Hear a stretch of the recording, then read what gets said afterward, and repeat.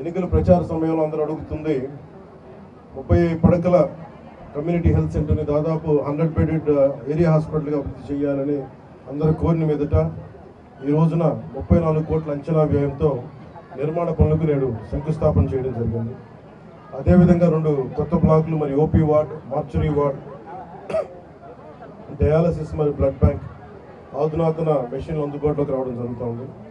నూతనంగా dermatology departments ఏర్పాటు, ophthalmology, radiology, pathology departments, ENT departments కూడా ఏర్పాటు చేయడం జరుగుతుంది.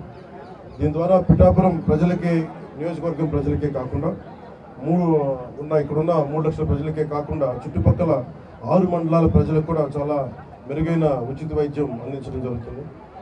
ఇది గౌరవ ముఖ్యమంత్రి శ్రీ నారా చంద్రబాబు నాయుడు గారి సారథ్యంలో కూటమి మాటిస్తే ఎలా నిలబెట్టుకుంటుంది, ఉన్న ఆర్థిక ఇబ్బందులు తట్టుకొని మరి ఈ రోజున ముందుకి ఈ హామీలు ముందుకు తీసుకెళ్తారు.